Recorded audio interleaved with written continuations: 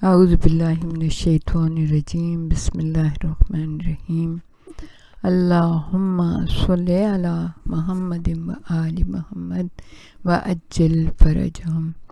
City of knowledge academy سے آپ کی بیبی جان آپ کو سلام عرض کرتی ہیں۔ السلام علیکم ورحمۃ اللہ وبرکاتہ۔ ہم آپ کے سامنے اپنے ساتویں امام موسیٰ کاظم علیہ السلام کے حالات زندگی کچھ بیان کر رہے ہیں۔ کون انسان ایسا ہو سکتا ہے اور کس کی زبان میں طاقت ہے کہ ان ہستیوں کی تعریف اور توصیف کا حق ادا کرے؟ بس چند موتی ہیں جو چن کے آپ کی خدمت میں پیش کرتے ہیں۔ امام علی علیہ السلام لوگوں کے سامنے خطبہ دے رہے تھے۔ آپ نے ارشاد فرمایا، کیا تم جانتے ہو کہ رسول خدا نے اپنے خطبے میں یہ فرمایا تھا، لوگو میں کتاب خدا اور اپنے اہل بیت کو تمہارے درمیان چھوڑ رہا ہوں، ان سے وابستہ ہو جاؤ گے تو کبھی گمراہ نہ ہوگے، کیونکہ مجھے خدائے علیم نے خبر دی ہے کہ یہ دونوں قیامت تک ایک دوسرے سے جدا نہ ہوں گے۔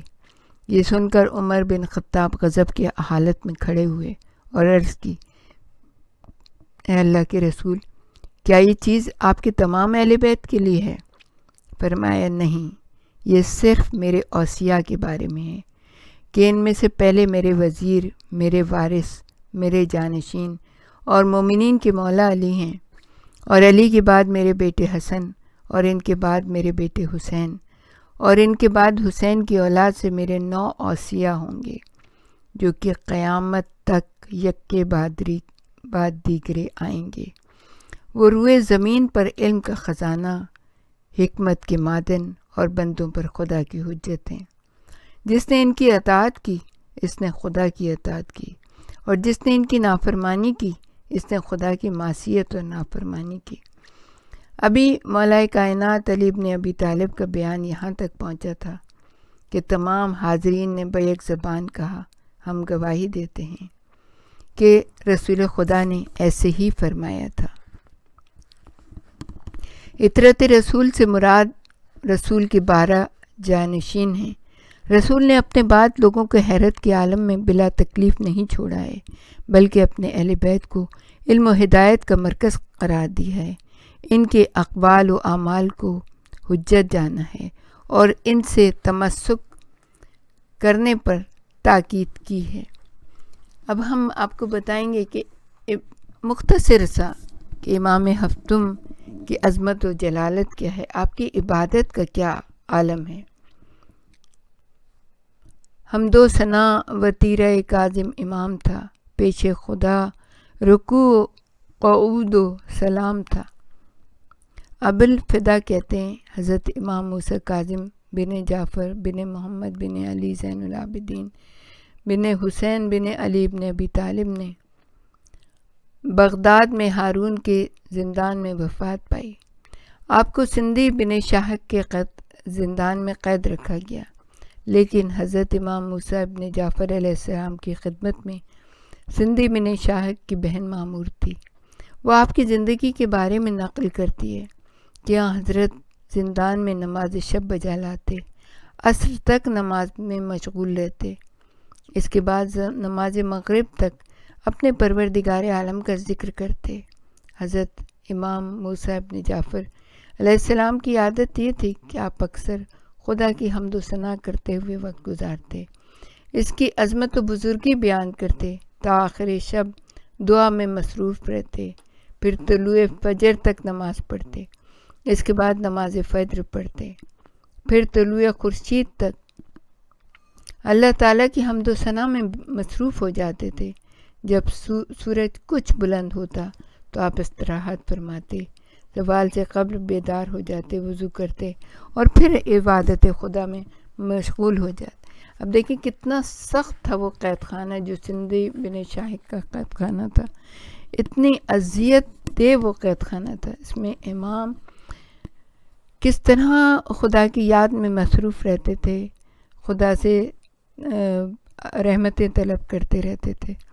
جس سال ہارون رشید نے حج کیا، پہلے وہ مدینہ گیا، حضرت امام موسیٰ بن جعفر کو گرفتار کیا۔ کہتے ہیں جب وہ شہر مدینہ میں داخل ہوا تو شہر کے بزرگ اور ابو الحسن علیہ السلام ان کے استقبال کے لیے آئے۔ اس کے بعد جب سب لوگ ادھر ادھر متفرق ہو گئے، لیکن حضرت امام موسیٰ کاظم علیہ السلام اپنی عادت کے مطابق مسجد نبوی میں تشریف لے گئے۔ ہارون رشید رات کے وقت رسول خدا کے روضہ اطہر کی زیارت کے لیے آیا اور کہنے لگا، یا رسول اللہ، میں نے جو ارادہ کیا ہے اس پر آپ سے معذرت خواہ ہوں۔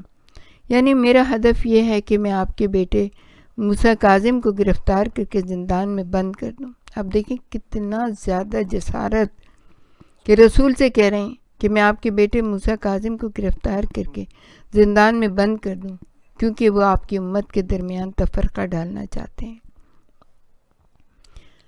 پھر اس نے فرمان جاری کیا کہ امام موسیٰ ابن جعفر کو گرفتار کیا جائے۔ آپ کو مسجد نبوی کے اندر سے گرفتار کر کے ہارون کے سامنے لایا گیا۔ اس نے حضرت کو ہتھکڑیاں لگوا دیں۔ اس کے بعد حکم دیا کہ ایک محمل تیار کیا جائے اور انہیں بصرہ لے جایا جائے۔ اس نے اس طرح سے پروگرام بنایا کہ لوگوں کو حضرت کے بارے میں جلدی پتہ نہ چل سکے۔ اس کے جو کارندے امام حتم کے ہمراہ تھے انہیں حکم دیا کہ آپ کو حاکم بصرہ عیسیٰ ابن جعفر کے حوالے کر دیا جائے۔ کہتے ہیں عیسیٰ ابن جعفر کے کارندے نے اسے اطلاع دی کہ اکثر اوقات ابو الحسن سے یہ کلمات سنے جاتے ہیں کہ آپ اپنے پروردگار عالم سے عرض کرتے ہیں، اے میرے معبود، تو جانتا ہے میں ہمیشہ تجھ سے التجا کرتا تھا کہ مجھے عبادت کے لیے ایسی جگہ عطا فرما دے جہاں خلوت ہو۔ خداوندہ، میں تیرا بے حد شکر گزار ہوں کہ تو نے میری دعا کو قبول کر لیا ہے۔ یہ ارشاد مفید ہے، آپ کی کتاب جو ہے نا عیون اخبار رضا، کہ امام یہ کہتے تھے کہ مجھے چاہیے کہ مجھے کوئی خلوت کی جگہ میسر ہو، اور جب آپ کو قید کیا گیا تو آپ خدا کا شکر بجا لا رہے ہیں کہ پروردگار عالم تو نے میری دعا کو قبول کیا کہ اب میں سکون سے تیری عبادت کر سکتا ہوں۔ شکر خلوت کیا ہے زندہ میں، اس کو کہتے ہیں عظمت کاظم۔ لکھ رہا ہوں میں مدح کاظم، لکھ رہا ہوں میں مدحت کاظم، مجھ پہ ہے خاص شفقت کاظم۔ محمد کاظم جعفری نے لکھا۔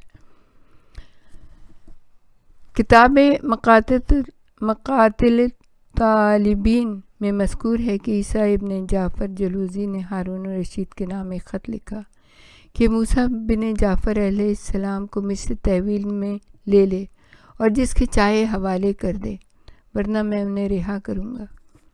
میں نے جتنی بھی کوشش کی کوئی ایک ثبوت ایسا مل جائے کہ جس سے معلوم ہو سکے کہ وہ تیرے خلاف کام کر رہے ہیں، لیکن ایسا کوئی بھی ثبوت مجھے نہیں مل سکا۔ میں نے تو انہیں صرف اتنا دیکھا ہے کہ اپنے لیے دعا کرتے ہیں اور اللہ تعالیٰ سے رحمت و مغفرت کی التجا کرتے ہیں۔ ہارون نے کسی کو عیسیٰ کے پاس بھیجا کہ امام موسیٰ بن جعفر علیہ السلام کو اس کی تحویل سے لے کر بغداد میں فضل بن ربی کے حوالے کر دے تاکہ وہ انہیں زندان میں بند کر دے۔ آپ ایک طویل مدت تک وہاں رہے، لیکن وہ بھی آپ سے متاثر ہو گیا۔ اس کے بعد ہارون نے آپ کو سندھی بن شاہق کے حوالے کر دیا، اور وہ ظالم کہ زندان کے گوشے سے آنسو بہاتی آنکھوں کے ساتھ کوئی آواز آ رہی ہوتی تھی جو میرے کانوں تک پہنچ چکی ہے۔ میرے خیال میں یہ مغموم آواز حضرت موسیٰ بن جعفر کی ہے۔ اے میرے معبود، تو میرے غمزدہ دل سے گواہ ہے کہ تیرے سوا کوئی میری پناہ گاہ نہیں۔ اے بی بی فاطمہ معصومہ، آج کے بعد اپنے بابا کو نہ دیکھ پاؤ گی اور میری موت کے سوگ میں مدینے میں بیٹھو گی۔ حضرت امام رضا علیہ السلام سے فرمانے لگے، اندر تشریف لائیں، اپنا سر اس وقت میرا سر اپنی گود میں لے لیں، آئیں اور اپنے گلے کی زنجیر اتار دیں، خوبار آنکھوں کے ساتھ اپنے وطن واپس چلے جائیں۔ وآخر دعوانا ان الحمد للہ رب العالمین۔ ہمارے ساتھ ہی رہیے گا، ہم آپ کو امام کے بارے میں اور بھی کچھ بتانا چاہ رہے ہیں۔ ربنا تقبل منا انک انت السمیع العلیم وتب علینا انک انت التواب الرحیم.